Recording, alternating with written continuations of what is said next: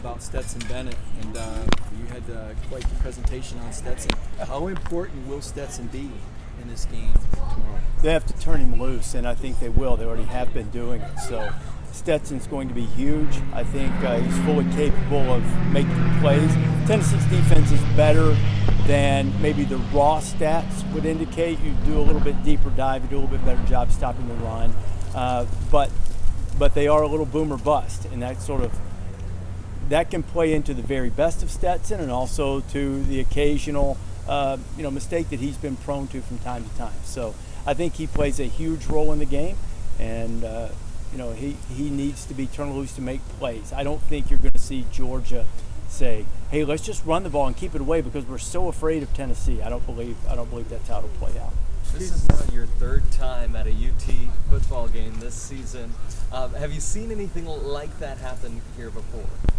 In terms of us seeing, we've seen a lot of Alabama in years past. We were here at Georgia 2 times in 3 weeks, and then ended up seeing him in the championship game last year. So when a team gets going and really becomes a story the way Tennessee has, I don't think it's really unusual because we always say that we try to follow the best story every week, and Tennessee's been the best story of the year up to this point. And what is that story? A resurgent program that's exciting to watch, that has a chance to virtually win their division, and if not, they can't officially obviously lock up anything, but you're hard-pressed to find a scenario if Tennessee wins tomorrow for them not making the college football playoff. Could they lose in the SEC championship game? Yeah, but even then, they're probably going to get in. You don't know what else is going to happen around the country, but the stakes are gargantuan. It's been a story of redemption for a lot of the players, guys like Hendon, really like Josh Heupel, who earlier in his career was fired as the offensive coordinator at Oklahoma, and all of these guys are proving that they can win at the highest level. Can you put this game into perspective in terms of the 1 versus 1 element of it? It seems like it's just kind of snuck up on us, like, oh my goodness, we have a first time ever situation. Well, it's not the first time ever. Alabama and LSU in 2019 was 1 versus 1, and Michigan State and Notre Dame in 1966 was also 1 versus 1 in terms of the major ranking services at the time. But it is extraordinarily rare. And the way I've described this is this has been a nice rivalry. This rivalry has been full of memorable moments, but not necessarily momentous occasions. This is by a million miles the biggest Georgia-Tennessee game ever.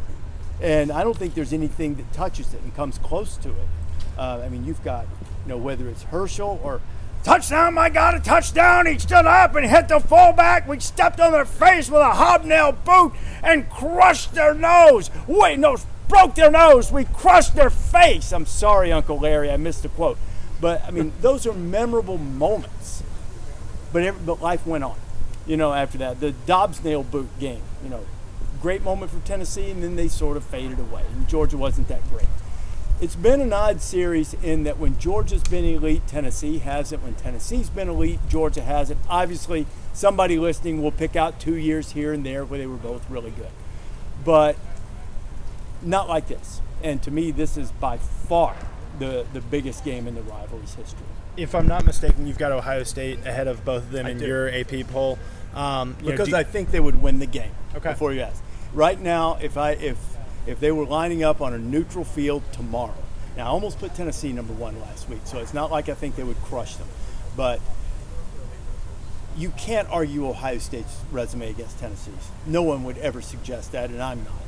But to me, ranking teams is more art than science. And you look at the science, you look at the numbers, and you trust what your eyes see. And if you put a piece of paper in front of me and say, got to pick the winner, I would pick Ohio State to beat Tennessee. And to be honest, Tennessee's edge over Georgia, in my judgment, is a little bit more resume-based. So there's, I refer to it often as a mosaic because the pieces that you use to put together the picture are not symmetrical and they're not of the same size. And in different parts of it, you might value something a little more than the other. I can tell you this, I cannot envision a scenario under which I don't vote the winner of this game number 1 next week.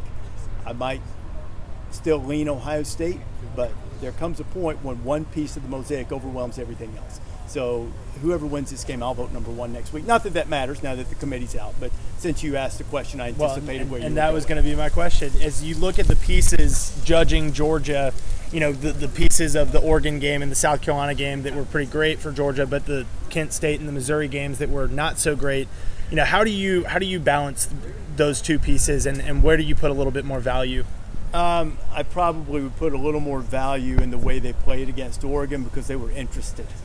I'm a big believer in psychology and human nature, and there's not one thing, as great a motivator and as great a coach as Kirby Smart is, there's not one thing on earth he could have done to convince them that they were at risk against Kent State.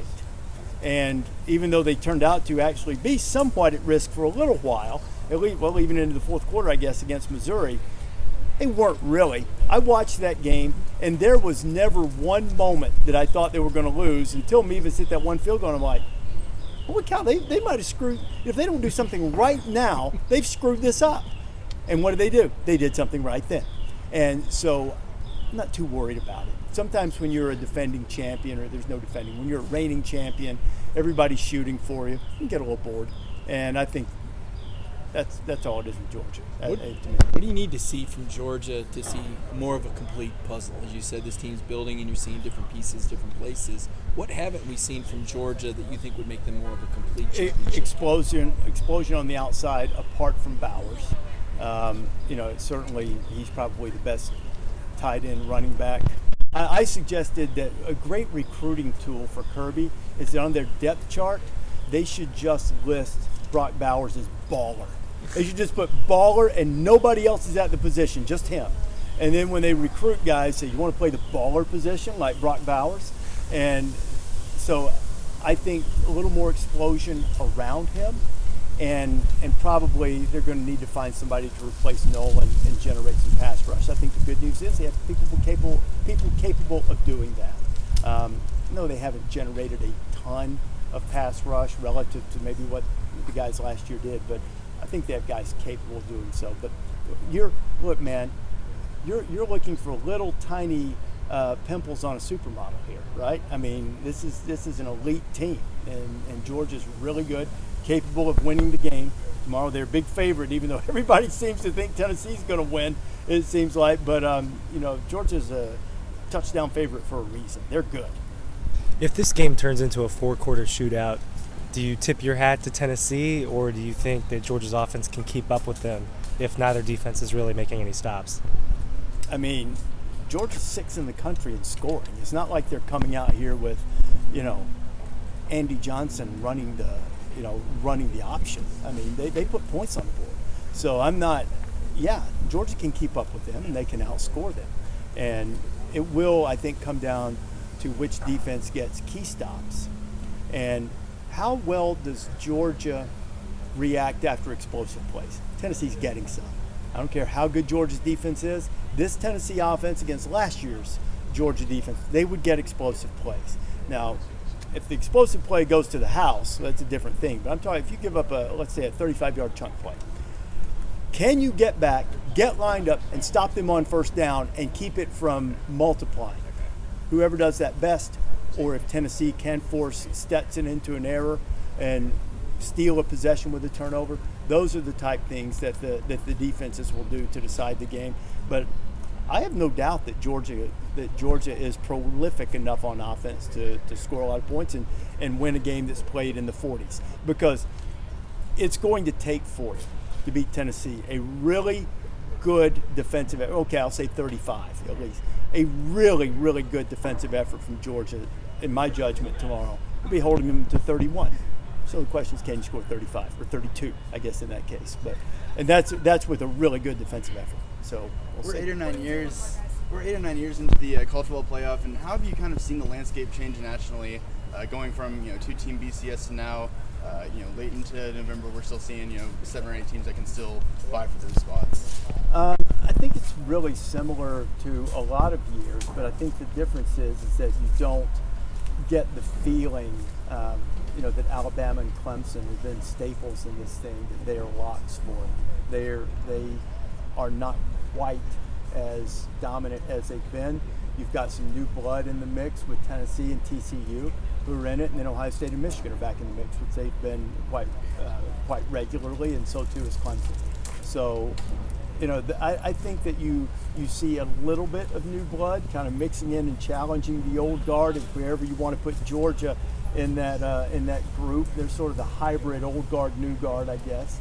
But so you have a little bit more of a different feel this year with some different teams getting involved. I think the crowd will be a factor tomorrow, Rece. We've had some conversation pregame. Former Tennessee quarterback saying he doesn't think Sanford Stadium is going to make much of a difference. Heupel's confident. Kirby's encouraging the crowd. How much of a difference can Sanford Stadium make, and do you think that will end up being a factor in this game? I really don't, because Tennessee's been so precise and not prone to it, but it is fair that their biggest games have been in a cooperative crowd as opposed to a vitriolic one. And so I think that's a fair question. I suspect that, as much football as Hendon's played and their receivers have played a lot, they're prepared for it. I don't think a huge factor, but maybe in key spots. Like if you get a false start, if the crowd forces a false start on a key 3rd and 2, that could be helpful for sure. So I do think that the crowd needs to provide their team with some energy, but in terms of them being vulnerable to, say, the number of penalties that Alabama fell victim to, both at Texas and at Tennessee and Arkansas too, for that matter. I don't know that I really see that with the way this Tennessee offense has performed.